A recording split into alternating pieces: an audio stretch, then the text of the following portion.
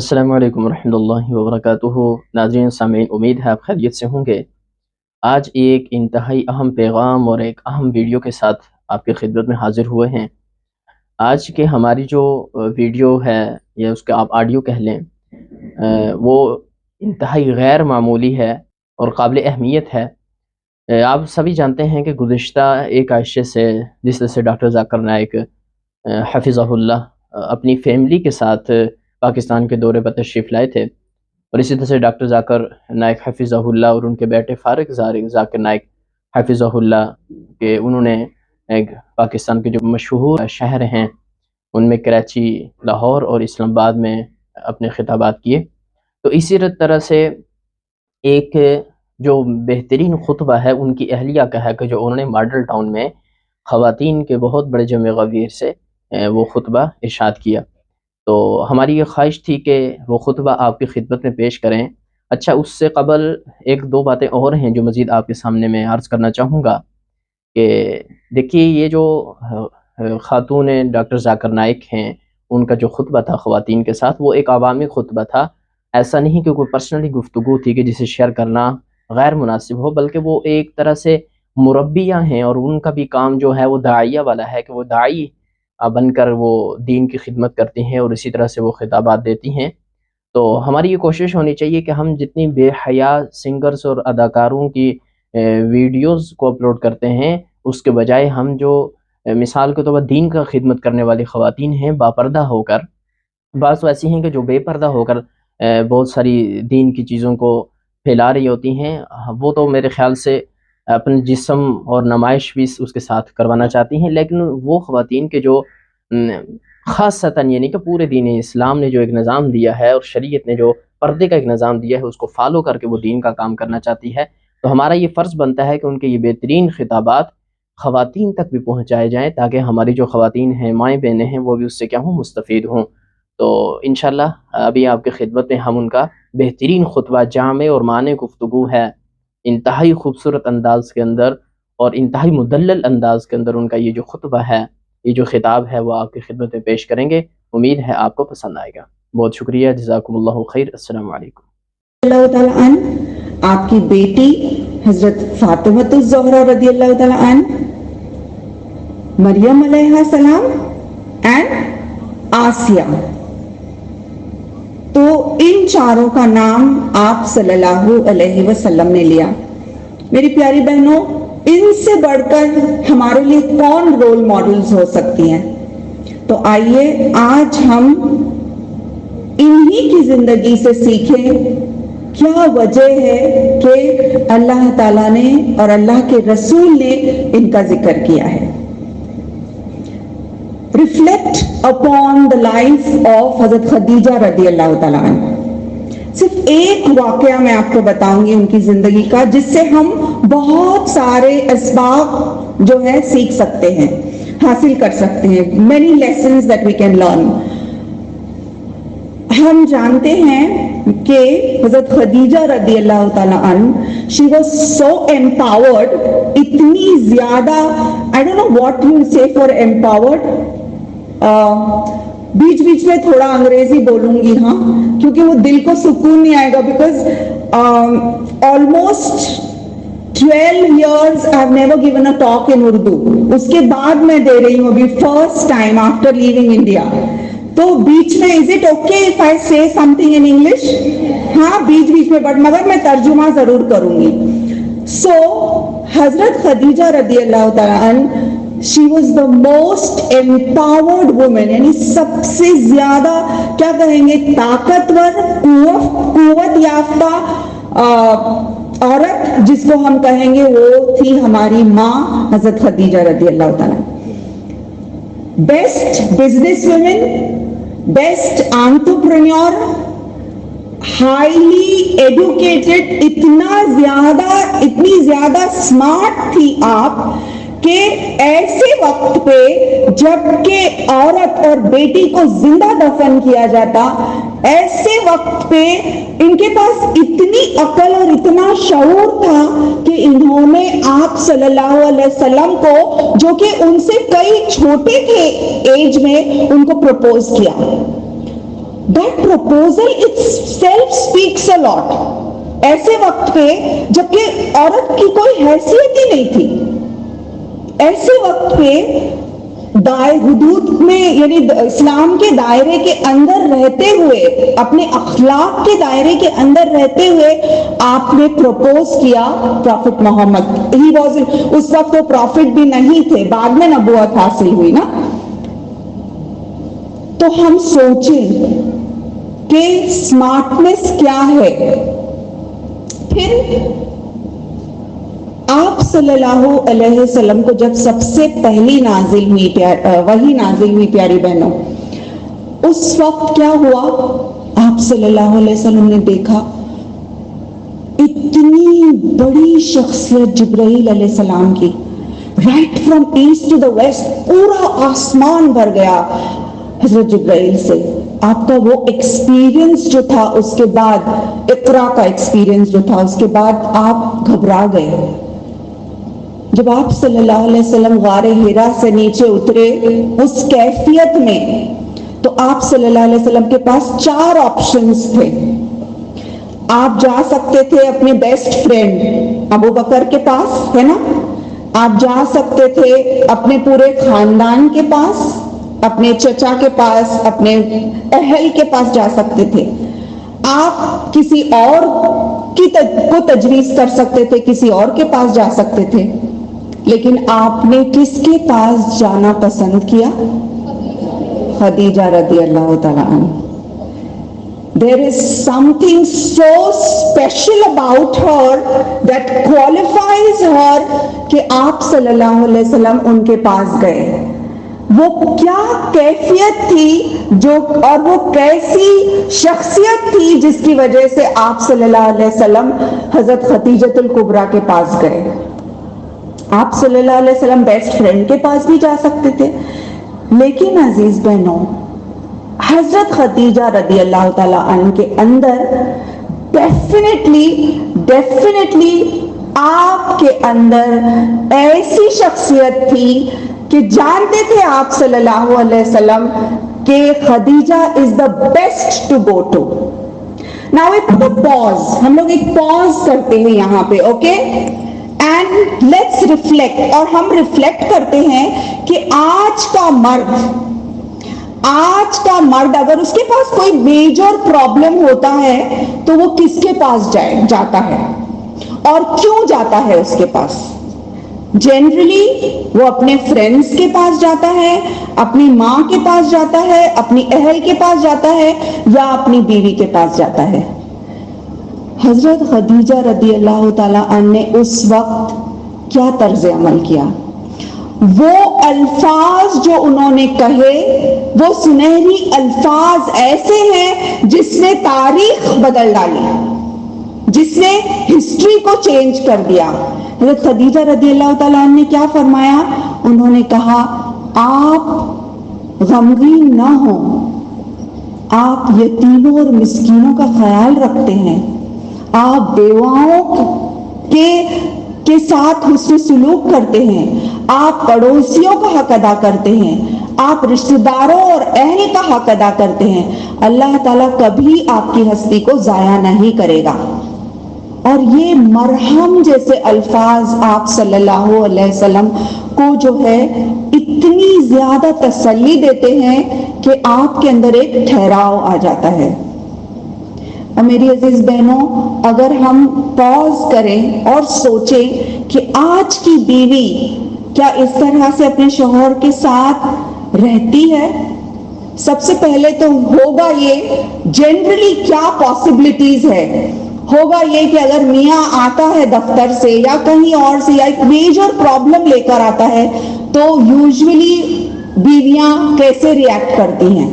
Generally یہ ہوتا ہے کہ ہاں میں نے تو کہا تھا آپ کو 40 دن سے آپ جا رہے تھے، کیا ضرورت تھی غار حرا پہ جانے کی؟ کیا ضرورت تھی؟ گھر میں بچے رو رہے ہیں، گھر میں اتنی پریشانی ہے، آپ کو کیا ضرورت تھی یہ سب کرنے کی؟ اعوذ باللہ. اس طرح کے یا تو پرابلمز اور کریٹ کرتی، یا کوئی اور سچویشن میں یہ بھی ہوتا کہ شاید بیوی اور زیادہ خود پریشان ہوتی اور کنٹرول نہیں کر پاتی وہ سچویشن کو. لیکن ہم اس سے بہت بڑا سبق سیکھتے ہیں. اس طرح کی کیفیت ہونی چاہیے اگر ہم چاہتے ہیں کہ ہماری آنے والی نسلیں جو ہے ان کے اندر لیڈرز پیدا ہوں. Relation ship between the spouses, رشتہ جو ہے اسپاؤسز کے بیچ کا بہت زیادہ مضبوط ہو میری پیاری بہنوں، because that is the foundation. یہ بنیادی شے ہے کہ اگر میاں اور بیوی کے بیچ کا رشتہ مضبوط ہوگا تو ایک مضبوط نسل قائم ہوگی. ورنہ یہ کہ میاں یہ چاہ رہا ہے کہ بیوی کے عیب کھولے، بیوی چاہ رہی ہے کہ میاں کے عیب سب کو بتائے. ہننا لباس لکم وانتم لباس لہن، کہ بالکل ٹوٹلی اگینسٹ ہو رہا ہے نا یہ. تو پھر کس طرح سے ایسی نسل وجود میں آئے گی جو اسلام کا پرچم بلند کرے گی؟ تو میری پیاری بہنوں، ہم میں سے ہر کسی کا یہی رول ہے کہ ہم اپنا حق ادا کریں.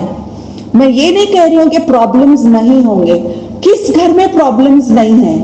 کس جوڑے میں پرابلمز نہیں ہیں؟ کون سے گھر میں کانٹروورسیز نہیں ہیں؟ بے شک ہوں گے کانٹروورسیز، بے شک ہوں گے بہت ڈسپیرٹیز، بہت زیادہ تناؤ بھی ہوتا ہے.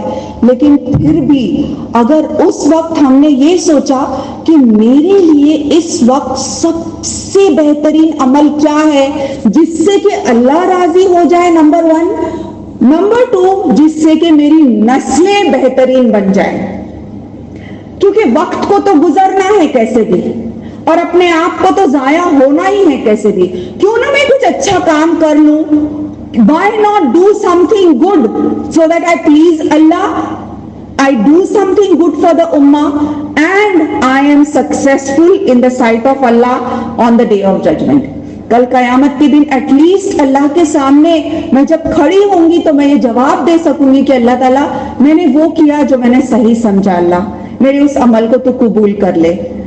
تو میری پیاری بہنوں، صبر اور استقامت خدیجہ رضی اللہ تعالیٰ عنہ سے ہم سیکھتے ہیں.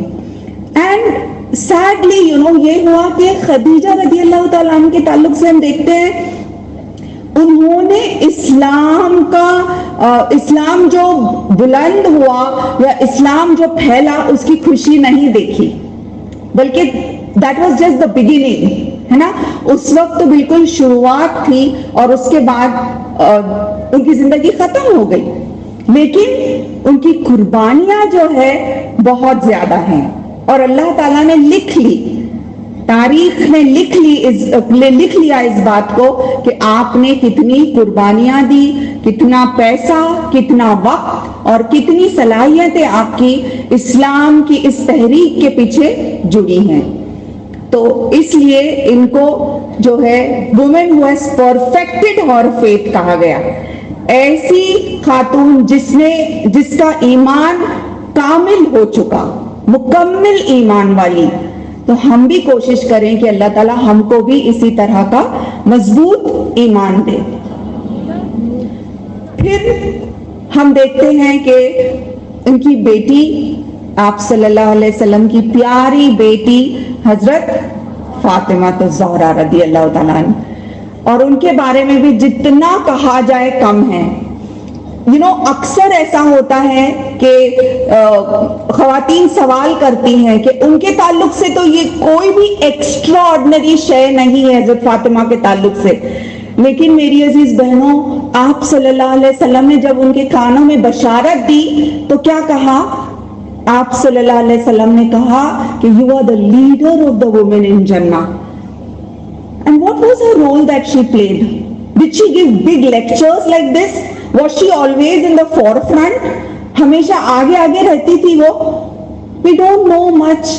بس یہ کہ تینوں وقت کا کھانا بناتے بناتے، گھر کے کام کرتے کرتے ان کی جو ہے تکلیف اتنی زیادہ ہو گئی تھی کہ حضرت علی نے جب ان کے ہاتھوں کو دیکھا تو کہا کہ کیوں نہ ہم جا کے آپ کے ابو سے یہ کہہ دیں کہ ایک میڈ ایک غلام آپ کے لیے وہ مہیا کر دے. جاتے ہیں دونوں بھی آپ صلی اللہ علیہ وسلم کے پاس، لیکن آپ اس وقت گھر پر موجود نہیں ہیں. جب پتہ چلا کہ بیٹی آئی تھی تو پھر آپ ان کے حجرے میں آتے ہیں And the words of the hadith are so specific, प्यारी बहनों, इतनी डिस्क्रिप्टिव हदीस है ये कि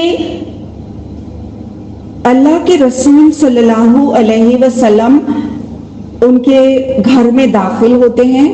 जाहिर है छोटा सा घर है, एक तरफ हजरत फातिमा रदी अल्लाह ताला और एक तरफ हजरत अली। जब वो बीच में बैठते हैं, they are almost about to sleep इशा की नमाज के बाद, लेकिन जब आप ससम आते हैं तो उठ के बैठ जाते हैं, तो कहते हैं कि बैठे रहो। और फिर बैठते हैं तो इस तरह से कि आपके पैर जो है वो एक तरफ हजरत फातिमा को टच हो रहे हैं और दूसरी तरफ हजरत अली को टच हो रहे हैं। It's such a closed warm atmosphere. इसमें बैठ के आप सल्लल्लाहु अलैहि वसल्लम कहते हैं, बेटा मुझे मालूम है कि तुम आज क्यों आई थी घर पर, लेकिन क्या मैं तुमको इससे बेहतर नहीं बताऊं जिसकी शिकायत तुम लेकर आए थे? और फिर उसके जवाब में अल्लाह के रसूल सल्लल्लाहु अलैहि वसल्लम क्या गिफ्ट करते हैं उनको? तस्बीह फातिमा 33 टाइम्स, सुभान अल्लाह, अल्हम्दुलिल्लाह एंड अल्लाहु Akbar. That is a power tonic मेरी प्यारी बहनों। कितनी मर्तबा मुझे भी बैक एक और नी पेन और ये सब होता है, सिंसियरली अगर हम लोग ये तस्बीह करते हैं, दिस इज द सोल्यूशन आप सल्लल्लाहु अलैहि वसल्लम ने दिया था। ये अल्लाह ताला ने मशवरा, अल्लाह के रसूल ने मशवरा किया था, ये अल्लाह ताला ने सोल्यूशन बताया था अल्लाह के रसूल ने अपनी बेटी को। Best solution. क्या आप सल्लल्लाहु अलैहि वसल्लम एक दुआ करते तो पूरे फरिश्ते नाजिल हो जाते हैं उनकी बेटी के हक में, right?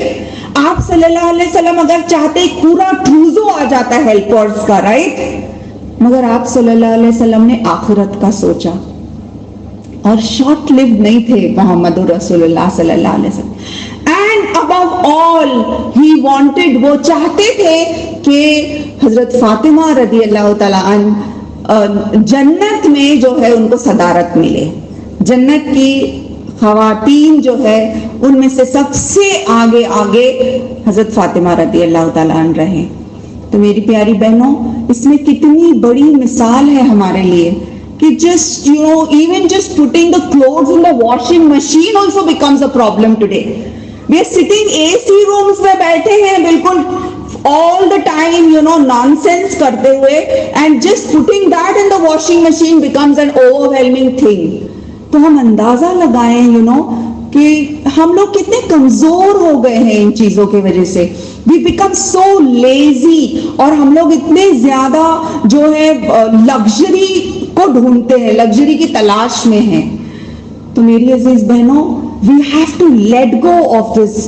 And remember, procrastination is the worst enemy. It is the equipment of the shaitan. Procrastination को क्या कहेंगे? डिले करना, ताखीर करना, हमेशा नहीं, अभी नहीं, मैं बाद में करूंगी, आज नहीं, मैं कल करूंगी, नहीं, अब इसी वक्त होगा ये काम। And you have to just read ला इलाहा इल्लल्लाह वहदहु ला शरीका लहुल मुल्कु व लहुल हम्दु व हुवा अला कुल्ली शैइन Qadeer, and just get up. That's the दुआ for getting rid of laziness. तो हम इमीडिएटली वो दुआ पढ़ें और आगे बढ़ें कि मुझे उम्मत मुस्लिमा के लिए कुछ करना है। ये तो मेरा काम मैं करूंगी तो इसके आगे जाके मैं कुछ कर सकती हूँ ना, दीन के लिए, उम्मत के लिए, पड़ोसी के लिए, अपनी सोसाइटी के लिए। क्योंकि मेरी अजीज बहनों, जब तक हम किसी और की मदद नहीं करते ना, हम अपनी मदद भी नहीं कर सकते। You cannot help yourself without helping others. You can not succeed without bringing success to others. मेरे पड़ोस का बेटा अगर ड्रग्स कर रहा है तो I am not safe. I have to stop him to be safe. मेरा फर्ज बनता है कि मैं अपने पड़ोसी को, मैं अपनी सोसाइटी को प्योर करूं, उसको क्लीन करूं।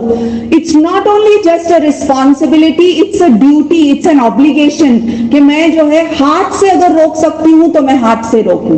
अगर वो मैं नहीं कर सकती हूं, कम से कम जबान से बोलूं। और सबसे निचला दर्जा ये है ईमान का कि कम से कम दिल में मैं ये सोचूं कि इंशाअल्लाह मैं ये कभी नहीं करूंगी, और अल्लाह करे कि अल्लाह इसको हिदायत दे। फिर اس کے بعد تیسری لکیر جو آپ صلی اللہ علیہ وسلم نے ٹوٹل 4 لکیر ہے نا, تو تیسری جو تھی حضرت آسیہ رضی اللہ تعالیٰ عنہ. آسیہ the wife of فرعون. ہم جانتے ہیں کہ فرعون جو ہے وہ کتنا زیادہ ظالم تھا, اور ہم جانتے ہیں کہ اس کے پاس کتنی زیادہ قوت تھی. the most powerful man on the face of the earth کہا جا سکتا نا, سب سے زیادہ قوت والا. اب اس کی بیوی کے پاس کوئی چیز کی کمی تھی؟ ظاہر ہے سب چیز اس کے پاس تھا, حکم دیتی اور حاضر ہو جاتا. Best of clothes, best of bags, best of perfumes, best of homes, luxury villa ہوگا, اس وقت کے بیسٹ آف کارز موجود ہوں گے, جو بھی اس وقت کا ہوگا, سب کچھ بیسٹ. آج آپ اور میں جو ینگ لڑکیاں خاص طور پہ جو ڈریم کرتی ہیں میرے پاس یہ ہونا چاہیے وہ ہونا چاہیے, آسیہ کے پاس وہ ہر چیز تھی یا نہیں تھی؟ ہر چیز تھی آپ کے پاس, لیکن پھر بھی انہوں نے کس چیز کو اپنایا؟ سب کچھ قربان کر دیا. ٹیل می ون تھنگ, اگر آسیہ, حضرت آسیہ اگر چاہتی, ان کے دل میں بھی توحید تھی, اور وہ اگر لاگر ہیڈ سے نہیں ہوتی, اگر وہ یہ فائٹ نہیں کریٹ کرتی اور یہ سین نہیں کریٹ کرتی, تب بھی اللہ تعالیٰ ان کی توحید قبول کر لیتا شاید. انہوں نے یہ نہیں سوچا میں اکیلی ہوں, میں کمزور ہوں, میں کیا کر سکتی ہوں, میرا کوئی سنتا ہی نہیں ہے, میں کیا کر سکتی ہوں اکیلی. انہوں نے یہ سب کچھ نہیں سوچا. انہوں نے یہ سوچا میرا کیا حق بنتا ہے, میرا کیا فرض بنتا ہے, میں وہی کروں گی جو کہ حق ہے, میں وہی کروں گی جس سے میرا رب راضی ہوتا ہے. اور کانسیکوینسز, ویری ڈینجرس کانسیکوینسز. اس سے زیادہ خطرناک کیا ہو سکتا ہے کہ ان کو مار ڈالا جائے گا. اور وہ جانتی تھی یہ بات کہ اگر میں نے ایسا کیا تو میرے ساتھ بہت بدترین سلوک ہونے والا ہے. لیکن پھر بھی میری پیاری بہنوں, imagine the strong sense of purpose. کیا زبردست مقصد پایا انہوں نے. وہی مقصد جو آپ کو اور مجھے قرآن سکھاتا ہے, وہی مقصد جو آپ کو اور مجھے محمد الرسول اللہ صلی اللہ علیہ وسلم سکھاتے ہیں. تو میری عزیز بہنوں, آسیہ نے یہ نہیں سوچا کہ پتہ نہیں کیسا ہوگا, میرے بچوں کا کیا ہوگا, میں کیسے کروں گی, میں تو اکیلی ہوں. بالکل نہیں. ثابت قدمی کے ساتھ آپ قائم رہی توحید پر, اور اللہ تعالیٰ پر توکل کا رزلٹ آپ دیکھتی ہیں, اللہ تعالیٰ پر توکل کا نتیجہ بھی آپ دیکھتی ہیں کہ she had a smile on her face. جب ان کو ٹارچر کیا جا رہا تھا تو ان کے چہرے پر ایک مسکراہٹ تھی. کیسی مسکراہٹ؟ رب ابلی عندک بیتن فی الجنہ, اللہ تعالیٰ میرے لیے آپ کے گھر کے نزدیک میرے لیے ایک گھر ہو, آپ کی جنت میں میرا گھر بنا دے اللہ تعالیٰ. اور اللہ تعالیٰ نے ان کو دکھا دیا ہو. تو میری عزیز بہنوں, جب ہم توکل کرتے ہیں اللہ تعالیٰ پر تو کوئی شے جو ہے مشکل نہیں ہو جاتی, اللہ ہی وہ قوت دے دیتا ہے. پھر پہلا قدم ہمارا ہو, اللہ تعالیٰ ہماری طرف بھاگ کر دوڑ کر آتے ہیں. ہم جب چل کر جاتے ہیں اللہ تعالیٰ دوڑ کر آتے ہیں, لیکن شرط یہ ہے کہ پہل ہماری طرف سے ہو. کوئی بھی چیز کی مثال لے لیں آپ نے ایک اچھا حلقہ جوائن کیا, قرآن حفظ کا جوائن کیا, قرآن کو سمجھنے کے لیے جوائن کیا, کوئی تحریک جوائن کی, آپ کو اللہ کی مدد ضرور آئے گی کیونکہ آپ نے پہلا قدم اٹھایا. توکل ہم کریں اور اللہ کا ساتھ ہم کو مل جاتا ہے. پھر اگلی مثال ہے مریم علیہ السلام کی. میں سوچتی ہوں کہ مریم علیہ السلام اللہ تعالیٰ نے نہ صرف ان کا نام قرآن میں لیا ہے بلکہ پوری سورہ نازل ہوئی ہے ان کے لیے. تو ہم اندازہ لگائیں کہ کتنی زیادہ اہمیت ان کو دی گئی ہے. It is like the Miss Universe of the Quran. Miss world اور مس یونیورس یہ وہ ہم لوگ کہتے ہیں نا. مریم علیہ السلام is like the Miss Universe of the glorious Quran. اور اللہ تعالیٰ ان کے بارے میں کیا فرماتے ہیں؟ ان اللہ اصطفاکی وطہرکی واصطفاکی علی نساء العالمین. اللہ تعالیٰ ان کی حیا کا ذکر کرتے ہیں اس میں. So see what is standing out, کی فیچر کیا ہے جو اللہ تعالیٰ فرما رہے ہیں. اللہ تعالیٰ کو ان کی حیا کے بارے میں اتنا زیادہ امپورٹنس اللہ تعالیٰ نے دیا کہ وہ اللہ کو اتنا زیادہ پسندیدہ عمل لگا کہ کس طرح سے انہوں نے جو ہے اپنے حجرے میں عبادت کی اللہ تعالیٰ کی. پھر اللہ نے ان کو چنا, اکیلے ان پر اتنا بڑا بوجھ ڈالا اور ان کو اس قابل بھی بنایا کہ انہوں نے وہ بوجھ اٹھایا. اور اس کے بعد پاک اور صاف اللہ تعالیٰ نے بتایا she's so pure, she's so pure, she's modest and she's the woman above all nations, the best woman جس کو کہا جائے گا. تو میری پیاری بہنوں, یہ سبق ہم کو قرآن سکھاتا ہے. So the lesson that we learn, ہم جو سیکھتے ہیں, ہم جو سبق اس سے سیکھتے ہیں, اس کو میں جو ہے سمرائز کروں گی 4 نکات میں. سب سے پہلا نقطہ یہ کہ ہماری زندگی کا مقصد ہو. کوئی پیاری بہنوں, کیا آپ میں سے کوئی مجھے بتا سکتا ہے کہ ہماری زندگی کا مقصد کیا ہے؟ جی یس رائٹ. اللہ تعالیٰ سورہ زاریات چیپٹر نمبر 51 ورس نمبر 56 میں فرماتے ہیں وَمَا خَلَقْتُ الْجِنَّ وَالْإِنسَ إِلَّا لِيَعْبُدُونَ. میں نے انس اور جن کو کسی اور غرض کے لیے نہیں بنایا سوائے عبادت کے لیے. عبودیہ, عبادت, عبد لفظ سے نکلتا ہے جس کے معنی ہے بندے اور غلام کے. تو کیسا ہے نا, جیسے کہ مانو میں کہہ رہی ہوں میں پاکستان آئی ہوں خالص اللہ کے لیے. ایک تو یہ ہوتا ہے میں پاکستان آئی ہوں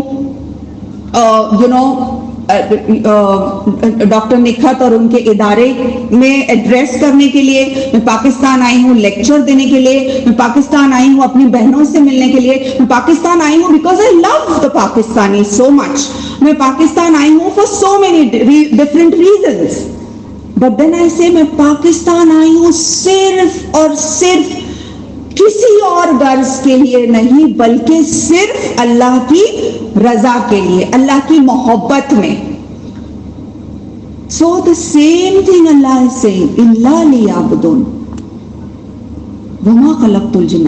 کسی اور غرض کے لیے نہیں پیدا کیا اللہ تعالیٰ نے ہم کو سوائے عبادت کے.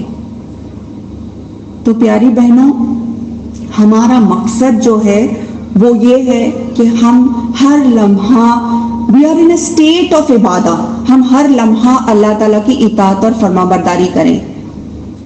ہر وہ کام جس سے اللہ راضی ہوتا ہے وہ عبادت ہے. اب جو ہم کر رہے ہیں یہ کیا ہے؟ یہ بھی عبادت ہے, کیونکہ یہ بھی جد و جہد ہے, سمجھ رہے ہیں, سمجھا رہے ہیں, سیکھ رہے ہیں, تو یہ بھی عبادت ہے. آپ میتھمیٹکس سیکھ رہے ہیں لیکن آپ کی نیت یہ ہے کہ میرا رب مجھ سے راضی ہو جائے, میں حلال کمائی کماؤں, میں میرے والدین کی خدمت کروں, میں امت کو بہتر بناؤں, تو وہ بھی عبادت ہو جاتا ہے. تو غرض یہ کہ ہر وہ کام جس سے اللہ رب العالمین راضی ہوتا ہے وہ ہے عبادت. تو میری پیاری بہنوں, ہمارا منشا, ہمارا مقصد یہی ہے کہ اللہ تعالیٰ نے ہم کو یہاں بھیجا ہے تاکہ ہم کمپلیٹ اور انکنڈیشنلی سرنڈر کریں, اپنے آپ کو اللہ کے حوالے کرنا.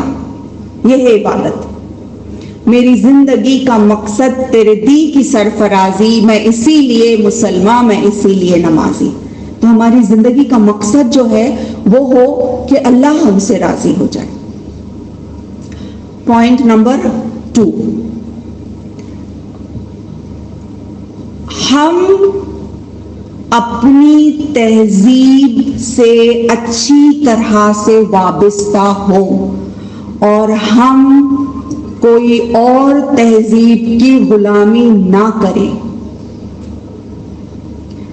کیونکہ اکثر میں دیکھتی ہوں میری انڈین بہنیں بھی اور میری پاکستانی بہنیں بھی بہک جاتی ہیں. اللہ تعالیٰ ہم سب کو ہدایت دے. کس چیز میں بہہ جاتی ہیں؟ Western culture, western dressing, western style, western development we embrace, ہے نا. جو سائنس اور ٹیکنالوجی ہے ان کے پاس، ویسے ان کے پاس سب تو ہے نہیں، لیکن اگر جتنا بھی ہے تو وہ ہم سراخوں پر، لیکن تہذیب ہرگز نہیں. تہذیب کس کی ہم اپنائیں گے؟ ہماری اپنی تہذیب. بہت زبردست تہذیب ہے میری عزیز بہنوں.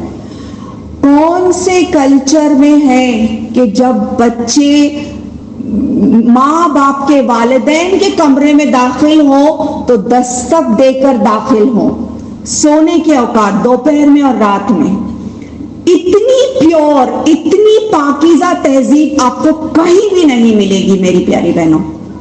لیکن افسوس در افسوس کہ ایک طرف ہم تو یہ انڈین کلچر اور ایک طرف یہ ویسٹرن کلچر کہ ہم اتنے غلام ہو چکے ہیں کہ ہم نے اپنی پیاری صاف ستھری سب سے خوبصورت تہذیب کو بھلا دیا، اور اس کی بھگتان جو ہے بہت زیادہ مہنگی پڑی ہے ہم کو. آج تک ہماری نسلیں جو ہے تباہ و برباد ہو رہی ہیں. آج بھی میری عزیز بہنوں ہم اپنے آپ کو غفلت سے بیدار کر دیں، ہم اپنے آپ کو جھنجھوڑ لیں کہ غفلت سے بیدار ہو جائیں اور اپنی تہذیب کو پوری طرح ہم اپنائیں. And how can I forget our beloved poet علامہ اقبال، جنہوں نے یہ کہا نا ویسٹرن مغربی تہذیب کے بارے میں، نظر تو خیرہ کرتی ہے چمک تہذیب حاضر کی، یہ سنائی مگر جھوٹ ہے نگوں کی ریزہ کاری ہے، کہ دیار مغرب کے رہنے والوں خدا کی بستی دکان نہیں ہے، کھرا جسے تم سمجھ رہے ہو وہ اب زرے کا معیار ہوگا. کھرا جسے تم سمجھ رہے ہو وہ اب زرے کا معیار ہوگا. تمہاری تہذیب خود اپنے خنجر سے آپ ہی خودکشی کرے گی. تمہاری تہذیب خود اپنے خنجر سے آپ ہی خودکشی کرے گی، جو شاخ نازک پہ آشیانہ بنے گا نہ پائیدار ہوگا. تو میری پیاری بہنوں کتنی صحیح بات فرمائی ہے. خودکشی کر رہی ہے ویسٹرن تہذیب اپنے آپ کی. They are dying to have families and homes. وہ لوگ چاہ رہے ہیں کہ اچھا گھر ہو، اچھی فیملی ہو، لیکن وہ چیز اب ختم ہو چکی ہے. Imagine nudity, prostitution, gambling, obscenity, LGBT, lesbian, you name it and it's there. No, اعوذ باللہ، انسان ہی نہیں رہا ہے اب باقی. You don't know whether it's a male or a female. I want to be a cat one day and I want to be a dog one day and I want to be a rabbit one day. اللہ اکبر. لوگ کیا ہو گیا ہے انسان کو؟ کہاں ماری گئی ہے اس کی عقل؟ And that is what we are impressed with. اور ہم متاثر ہو رہے ان کی گندی تہذیب سے کہ ہم کو بھی ویسے ہی کرنا ہے جیسے یہ کر رہے ہیں. تو اعوذ باللہ میری پیاری بہنوں، اسلام نے ہم کو وہ خوبصورت تہذیب عطا کی ہے. اتنی پیاری چیزیں آپ صلی اللہ علیہ وسلم نے ہم کو سکھائی ہیں.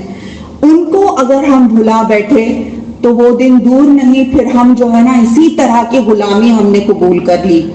اعوذ باللہ.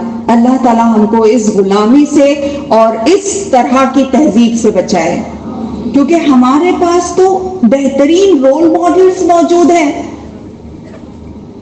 اتنے اچھے رول ماڈلز کو چھوڑ کر ہم کیسے جو ہے یہ گندی تہذیب کو اپنا سکتے ہیں؟ نہ دیکھ رشک سے تہذیب کی نمائش کو کہ سارے پھول یہ کاغذ کے ہیں خدا کی قسم. وہی ہے راہ تیری عزم شوق کی منزل، جہاں ہے عائشہ و فاطمہ کے نقش قدم. تو ہمارے لیے بہترین رول ماڈل کون ہے جو کہ اسلامک ہسٹری ہمارے سامنے پیش کرتی ہے؟ تو تو میری عزیز بہنوں، ہم اس بات کو لے کر یہاں سے اٹھیں کہ ہم کو کوئی اور تہذیب نہیں چاہیے. ہمارے پاس سب سے بہترین تہذیب ہے، بلکہ ہم کو ایسے بننا ہے کہ ہم ساری دنیا کو بتا دیں گے کہ اسلامی تہذیب کیا ہے. Each one of you here present, my beloved sister, ہم اپنے آپ میں ایک مثال بن سکتے ہیں. ہم دوسروں کا نہیں سوچے مجھے کیا کرنا ہے، میں کیسے اپنے اندر چینج لا سکتی ہوں، میں کیا کر سکتی ہوں اللہ کی رضا کے لیے، میں کس طرح سے امت مسلمہ کے لیے ایک جاگیر بن سکتی ہوں. ہم میں سے ہر کوئی یہ سوچے. اور کوئی بھی اچھا بڑا کام اس وقت تک نہیں ہوتا میری پیاری بہنوں جب تک کہ قربانی نہیں دی جاتی. وقت کی، پیسے کی اور ہر چیز کی، نیند کی قربانی تو دینی ہی ہوگی، اور کچھ خواہشات کی قربانی بھی دینی ہوگی.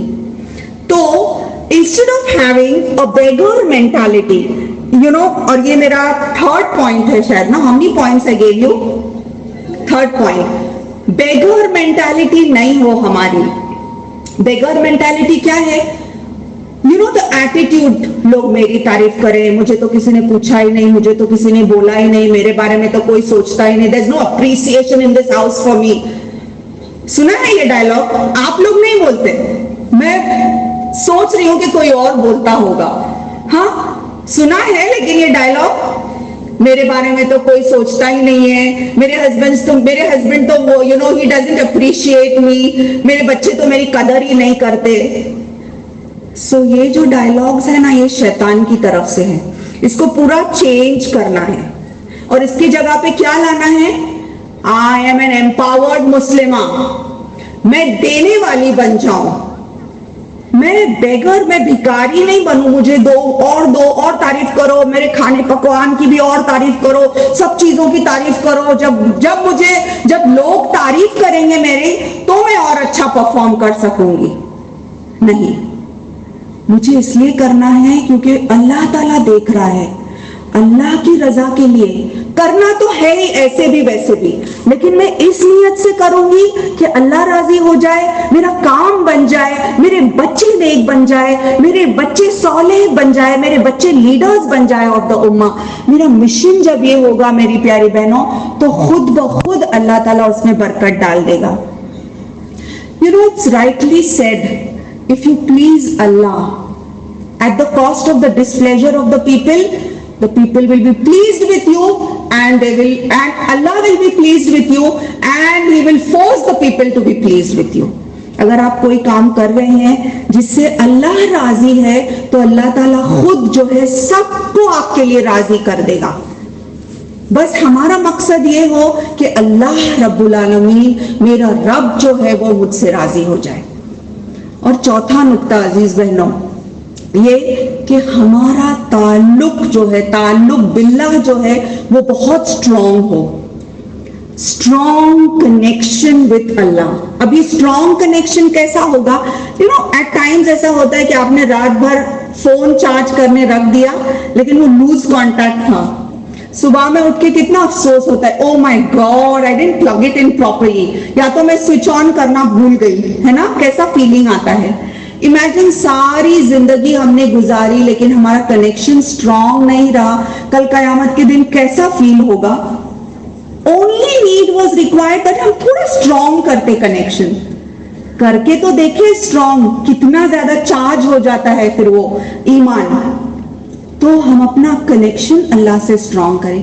جو بھی مصیبت آتی ہے سولوشن کیا ہے؟ خالہ کے پاس، پھوپھی کے پاس، مامی کے پاس، یہ آپا وہ آپا، یہ فرینڈ وہ فرینڈ، ان کے پاس ہم زاروں قطار رو رہے، یہ پرابلم ہوا. Best is to cry to Allah. تہجد کی نماز ہم پڑھیں، اللہ تعالیٰ سے 2 رکعت نماز پڑھ کے اللہ تعالیٰ سے دعا کریں، روئیں اللہ کے آگے.